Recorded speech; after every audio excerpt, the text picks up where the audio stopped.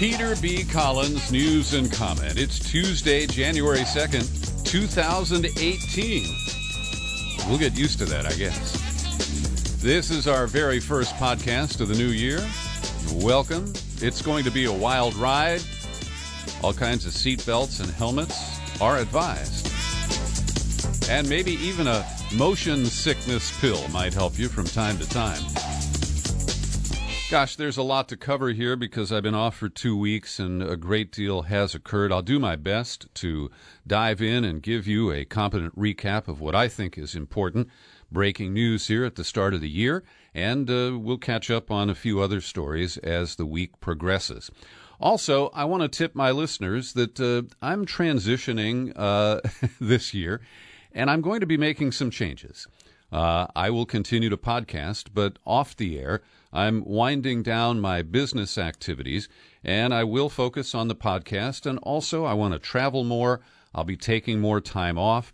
Just want to prepare you for that so that you're not heartbroken when you click for a podcast someday and it just doesn't happen to be there. So be prepared for flexibility, different delivery schedules, that sort of thing, and I will keep you posted as the year continues. The big news today is that President Littlehands has been embarrassed and outmaneuvered, skunked by Little Rocket Man.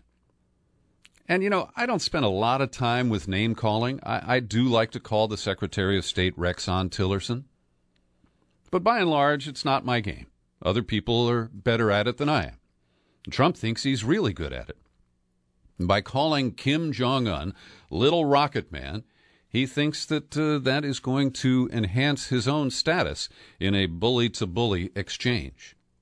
But Kim Jong-un gave a New Year's address, and it had two components. One is that he's planning to mass-produce nuclear weapons and intercontinental ballistic missiles.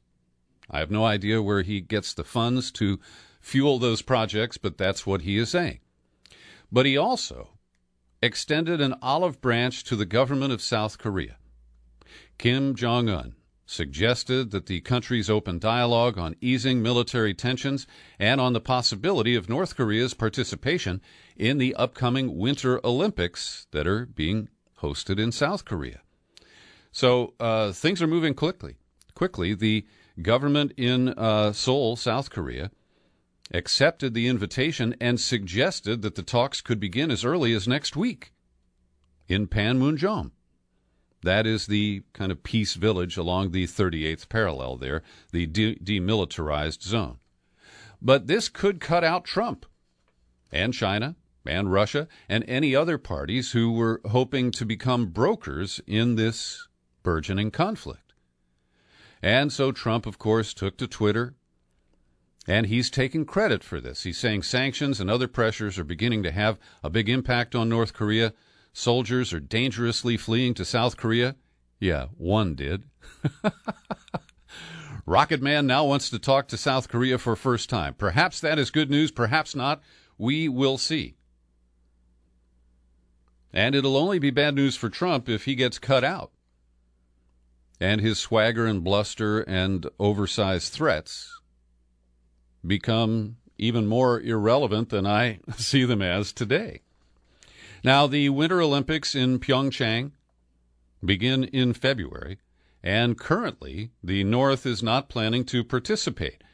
But the fairly fresh South Korean leader, Moon Jae-in, is suggesting that the North Korean team march through the demilitarized zone and that they march in the Olympic procession as one nation. Now, that's loaded with symbolism. And it's hard for me to imagine that even if they do march together, that it will have any real deep impact. But these are moves that I think are fascinating. And Trump is correct, at least to some extent, that just before Christmas, the UN Security Council, in a 15-0 vote, and that includes China and Russia, they imposed new sanctions on North Korea. And you may have heard over the holidays, Trump revealed that U.S. intelligence sources indicate that North Korea was getting around the blockade and the sanctions by having oil tankers get refilled on the high seas. Now, we're not certain. Trump has blamed China for the source of the oil being transferred, but it's inconclusive at this point, and China denies it. But I have a couple of must-reads that I'm linking to in the show file for today's podcast, and I hope you will get to them when your schedule permits. But Gareth Porter, the author and journalist, a longtime contributor to this program, he published a piece on December 28th at Truth Out about the history of the efforts to cut deals with North Korea. And we've heard Trump say, for 25 years, every president has blown it. Well, what Porter reveals is it was Dick Cheney who not once but at least twice scuttled potential resolution with North Korea, including intrusive nuclear inspections, because he was currying favor with the profiteers of America's missile defense industries. And it's a fascinating look at the background here. I encourage you to take a look at it. During the 90s, Bill Clinton had put a deal together. I think it was Bill Richardson, former governor of New Mexico, former UN ambassador, who helped broker that deal. But when the Republicans took control of Congress in 1994, it was the interests of the Star Wars profiteers that took over. And then Condoleezza Rice in 2007 had a deal on the table, and Dick Cheney killed the agreed framework in order to promote missile defense to maintain the threat that required a boondoggle like the hundreds of billions that we've squandered on missile defense. And we are loath to put it into practice, put it into the field, because we know it doesn't really work. And that's why none of the test missiles launched by North Korea in 2017, there wasn't even an attempt by the United States to shoot one of them down. So that's an interesting set of developments we'll continue to watch. Another unusual outbreak of protest occurred in Iran during our holiday break. The Ayatollah is under fire. Ali Khamenei went public today, blaming enemies of Iran for protests that have left more than 20 people dead in the past week. And the supreme leader took to Twitter. Can you imagine that? In recent events, enemies of Iran have allied and used the various means they possess, including money, weapons, politics, and intelligence services, to trouble the Islamic Republic. The enemy is always looking for an opportunity and any crevice to infiltrate and strike the Iranian nation. Now, before you dismiss this, it very well could be true that these protests are being stoked from the outside by Saudi Arabia, by Israel, by the good old U.S. of A. I have no proof of that. But the New York Times report is curious here when it points out the latest demonstrations, which largely seem to have come out of nowhere and have surprised the authorities with their size and intensity, appear to be rooted in anger toward President Hassan Rouhani, who is regarded as a moderate, and his inability to bring change to an economy that has long suffered under the weight of sanctions. Now, the sanctions have been problematic. I do think that is an issue. And we saw back in 2009 the so-called Green Revolution, where the U.S. appeared to take a hands-off posture. I doubt that, but that was the appearance that was presented. That there are people who are active in Iran who oppose the theocratic regime and who want change. We'll keep watching this and see if indications surface of outside involvement in stimulating the protests in Iran. Meanwhile, in Israel, emboldened by Trump's designation of Jerusalem as the U.S. identified capital of the state of Israel, well, this has caused the right-wing Zionist extremists in the Knesset, the Israeli parliament, to make some moves to limit the prospects of a two-state outcome to any negotiations with the Palestinians. Now, the issue of a two-state outcome is still very controversial, and I know some supporters of Palestine who believe that the time has passed. There really isn't the opportunity for two states. Israel has made it impossible. But it appears to me that Israel will never accept a one-state solution giving full rights to Palestinians, which means that we would simply prolong the apartheid approach to managing the Palestinian problem and what amounts to an occupation of the West Bank and the Gaza Strip.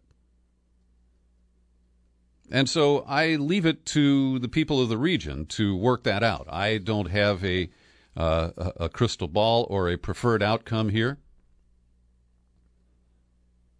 But the vote in the Knesset is an effort to limit the prospects of a land for peace deal that would allow for a Palestinian state.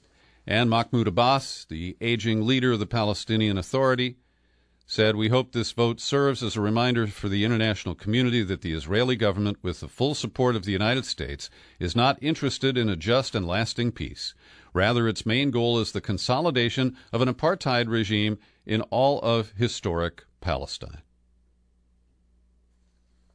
And I think that's fairly accurate. So I won't get into the policy moves that are underway here, but the Likud party feels that they can be more aggressive. And with Netanyahu under fire and under investigation for corruption, it appears they're trying to get as far as they can before he might be removed from power, which could occur sometime in the relatively near future. So we'll continue to follow that one. Many eyes on social media during the holidays were drawn to the case of Ahed Tamimi. Maybe you've seen the picture of the 16-year-old Palestinian girl from a family of activists. Her mother was shooting live video streaming on social media as the 16-year-old confronted a couple of Israeli soldiers who appear to have been posted in front of the Tamimi house. And there's video that you may have watched, maybe not. What is fascinating is that there are actually two videos, the original shot by Mrs. Tamimi and the edited version, which was distributed by the Israeli government. The edited version does not show that the Israeli soldier smacked Ahed Tamimi before she repeatedly slapped his face. Now, she was trying to get him off her family's property, and he was refusing, and in the video, he's kind of stoic. He doesn't say much. She just continues to berate him, and occasionally she slaps him on the face or pushes him on his bulletproof vest.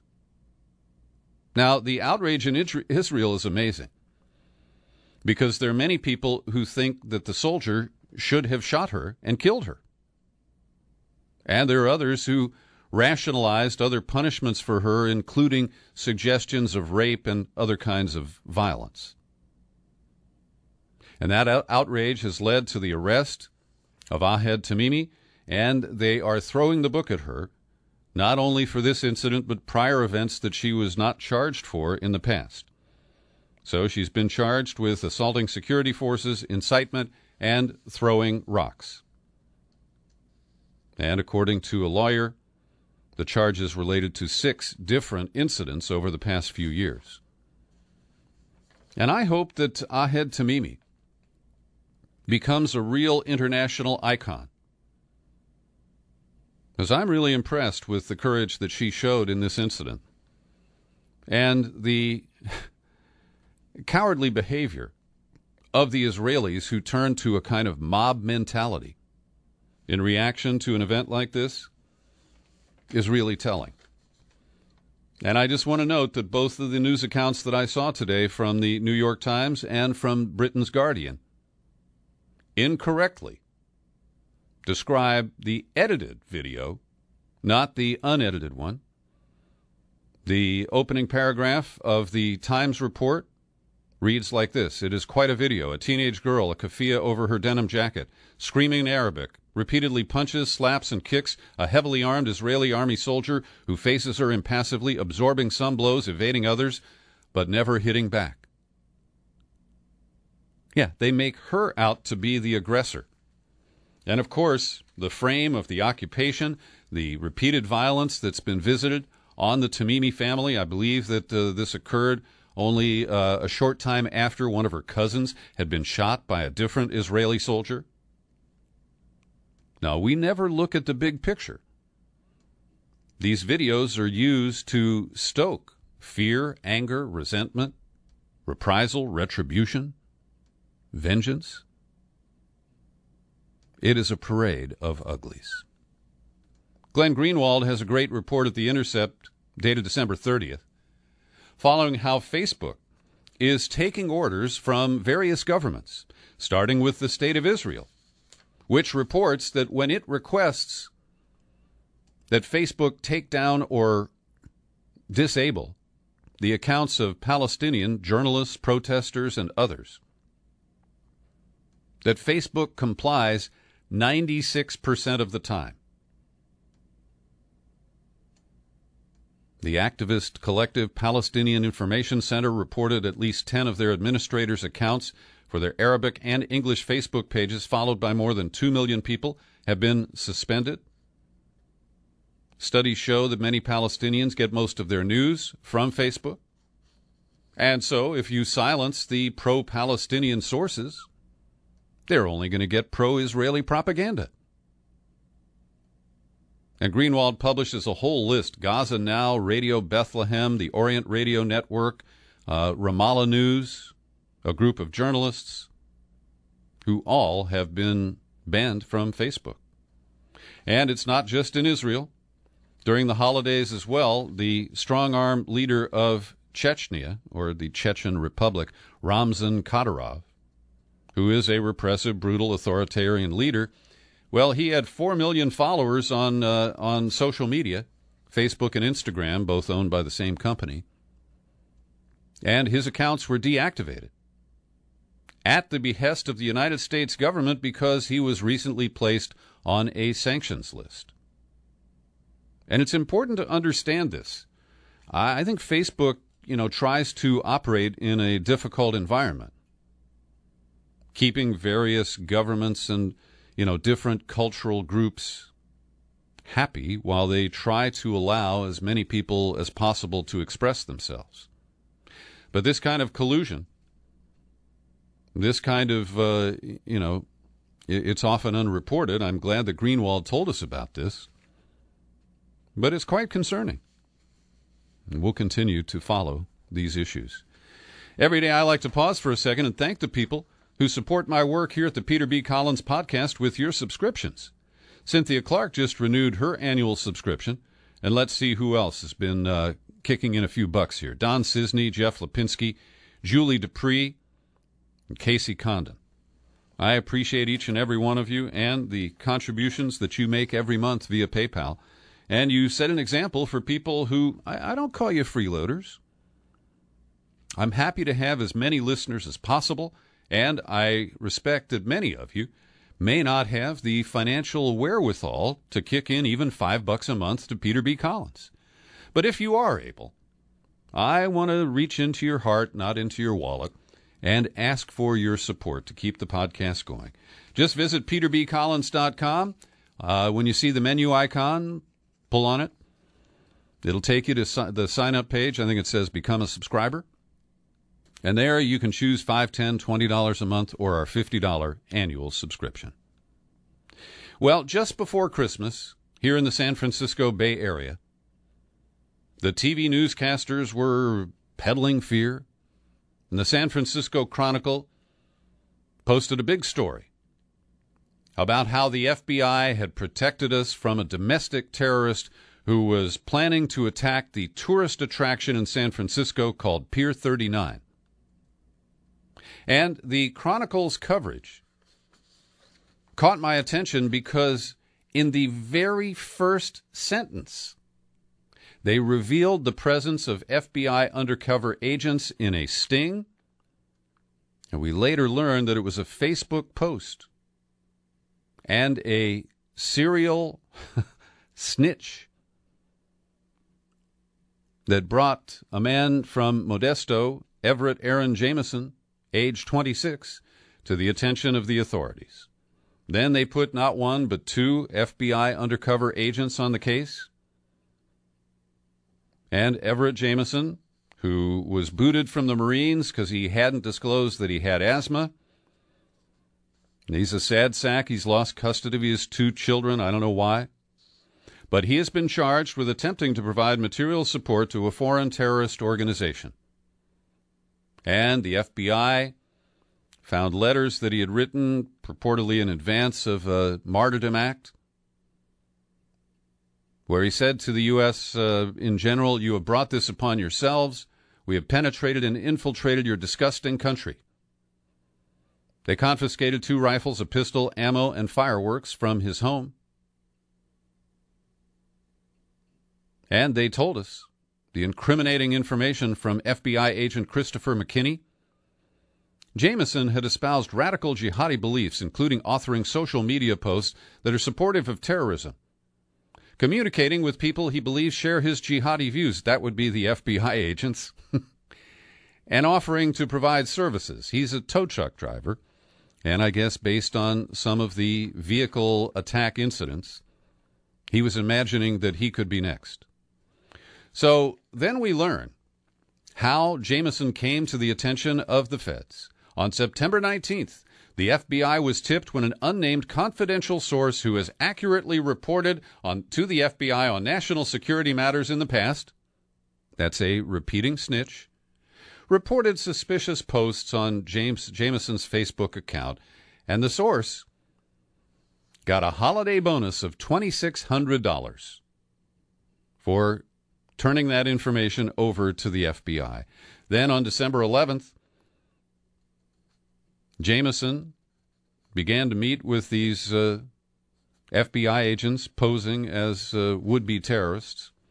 A second undercover FBI agent contacted Jameson. They met in a vehicle, and the FBI guy sat in the back seat, made Jameson sit in the front seat. They'd seen it on TV, I'm sure.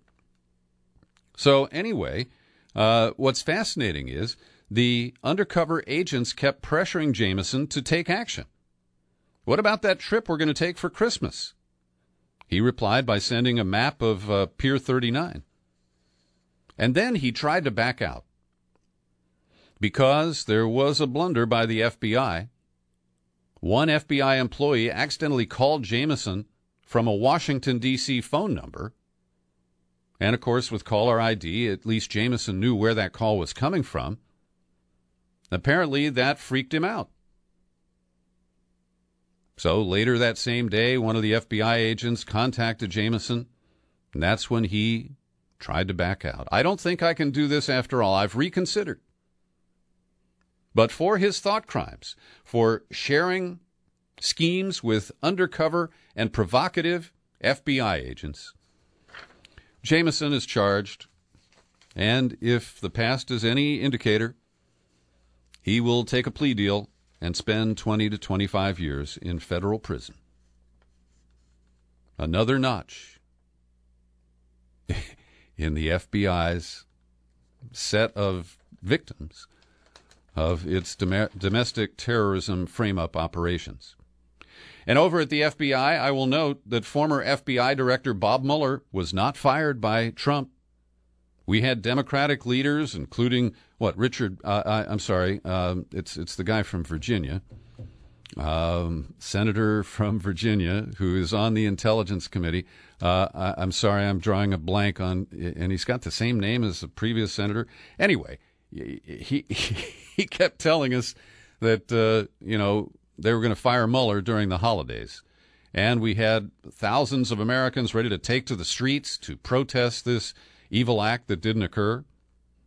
Well, instead, the number 2 at the FBI, Andrew McCabe, is being squeezed out. He's going to hang on until he hits his next retirement mark, and then he is going to leave. He, of course, has been the target of many tweets by Trump, and he was a guy who was very much involved in the Hillary Clinton investigation and then the Trump-Russia investigations. And there, of course, is this big call. There's a struggle in Washington over what to do about the FBI. And I find this quite amusing in a twisted way, because I have been a critic of the FBI for more than 30 years. And I don't have confidence in the FBI. And when we hear Republicans and Trump attack the FBI, they do it for all the wrong reasons. Not because of framed-up Muslim Americans. No, because the FBI is breathing down their political necks. And so we have this open schism, even among Republicans. And we see the Democrats clinging to the FBI as a source of truth and light and honor and justice. And it is so twisted. It truly is. It is mind-boggling to a guy like me. So you probably heard Trump gave an unexpected, unscheduled one-on-one interview to a New York Times reporter, Michael Schmidt, who was covering Trump at Mar-a-Lago.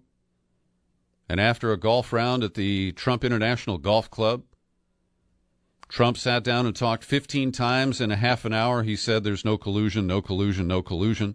And that's the only reason I suspect there might be some collusion, because there isn't any evidence to support it, only Trump's repeated denials. But he also said that he believes that Mueller and the special counsel investigation will treat Trump fairly. That's a bit surprising. And he repeated his criticism of Jeff Sessions for recusing himself from the Trump-Russia investigation. And today he was back on Twitter with his first crooked Hillary tweet of the year, meddling with the business of the Justice Department and the FBI, directing them essentially to investigate Huma Abedin, who was Hillary's personal aide. She was the former wife of Anthony Weiner. Some of the Weiner computer emails were finally released late last week. I haven't had time to review any of that. But, the way Trump plays it, the FBI is only corrupt when it comes to the issues that he cares about and his own thin skin. Doesn't matter about the rest of the country and the rogue agency that runs roughshod over our constitutional rights. But watching TV and reading an article in the Daily Caller that was, I believe, featured on Fox and Friends this morning, the article says that Huma Abedin forwarded some government passwords to her private Yahoo email account when Hillary was Secretary of State, and that subsequently, 3 years later, Yahoo was hacked. Therefore, Trump believes that, Huma Abedin's old passwords were hacked, and we don't know that. But, I once again want to underscore that I'd love to see an honest investigation of Hillary Clinton, the State Department, links to the Clinton Foundation, special favors that were done for Clinton Foundation donors, pay to play. But we're not going to get an honest investigation in the current political climate. I got some really sad news the other day when I logged on to consortiumnews.com and learned that my friend Robert Perry suffered a stroke on Christmas Eve. Bob Perry has been the most effective skeptic, at least in media circles, of the Trump-Russia narrative. And he writes, on Christmas Eve, I suffered a stroke that has affected my eyesight, especially my reading and thus my writing, although apparently not much else. Doctors have been working to figure out why. I've never had high blood pressure, never smoked, and my recent physical found nothing out of the ordinary. Perry says perhaps his personal slogan that every day's a work day had something to do with this. And then he gets rather personal, and Bob is a detached guy. He doesn't really talk about himself or his feelings. He is a journalist who talks about ideas and facts. But he describes the stress that has been building over his years in Washington and how he and Seymour Hersh and other investigative journalists have been really turned into outcasts and pariahs in Washington, that facts don't matter. He says, I faced harsh criticism even from friends of many years for refusing to enlist in the anti-Trump resistance. The argument was that Trump was such a unique threat to America and the world that I should join in finding any justification for his ouster. Some people saw my insistence on the same journalistic standards I've always employed somehow a betrayal. And he closes his piece by saying, my Christmas Eve stroke now makes it a struggle for me to read and to write. Everything takes much longer than it once did, and I don't think I can continue with the hectic pace I have pursued for many years. But if I could change one thing about America and Western journalism, it would be that we all repudiate information warfare in favor of an old-fashioned respect for facts and fairness, and do whatever we can to achieve a truly informed electorate. Now, with that in mind, the New York Times launched a new volley of information warfare on New Year's Eve. Another story based on anonymous intelligence sources identified as 4 present and former American officials. The new information and revisionist history here is that the whole Trump-Russia investigation by the FBI and the CIA began as a result of a tip from Australian intelligence, because one of their ambassadors or envoys had met with George Papadopoulos, and Papadopoulos had told the Aussie that Russia had political dirt on Hillary Clinton. Now, when you break down this article and look at the timeline that it suggests, which is that the Australians learned about this May 2016 drink fest that Papadopoulos had in London, where he spilled that information. But the Australians waited for at least 2 months until mid-July to share that information with American spooks, their counterparts. And we know that Christopher Steele was already submitting elements of what has become his dossier before that time. We know that Steele had contacts with the CIA and the FBI from prior engagements. So this is an effort, and it's very explicit here. Right on the front page, before the article goes deep into the paper, it says, it was not, as Trump and other politicians have alleged, a dossier compiled by a former British spy hired by a rival campaign that began the Russiagate investigation. Instead, it was first-hand information from one of America's closest intelligence allies. Now again, this puts complete faith and confidence in the spy community worldwide. And we know that the U.S. has used the so-called Five Eyes, the English-speaking nations of Australia, New Zealand, Canada, and England, together with our own spooks. And they have evaded laws in each country by conducting their own spying and swapping information with other members of this select group. So I'm highly suspicious of this newly launched missive, which tries to divert blame from the FBI and the Trump dossier as the trigger for the FISA court warrants that began whatever legal trail there is that Bob Mueller is following up on. And at this point, I suspect that this is a form of parallel construction. They don't want us to believe that it was the dossier that led to the FISA court warrant requests. The first time they were turned down, you remember that? FISA court never turns down a warrant request. But in this instance, they did. So there's still so much that is out of view based on anonymous leaks, and I can't square it all. All I can tell you is my skepticism remains at a very high level.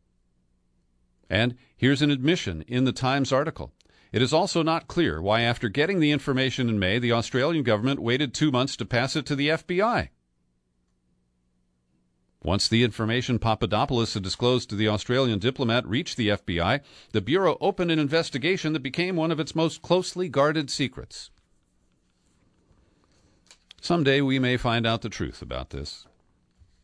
Hey, the Washington Post, in a commentary piece by columnist Philip Bump, published on December 28th, admits that the whole brouhaha about social media being manipulated by Russia to shift the election to Trump last year is, let me read this.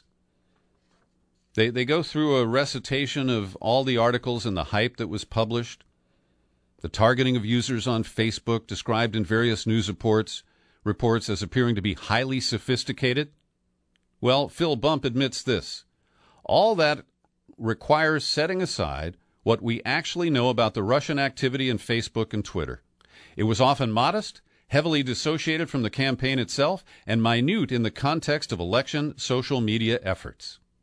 Of the 30 ads shared by the Democrats, 6 viewed 1.2 million times, ran in 2015. Only 7 ran in the last month of the campaign, totaling about 340,000 views. And get this, a total of less than $2,000 was spent in Wisconsin, and only $74 was spent in Wisconsin during the general election.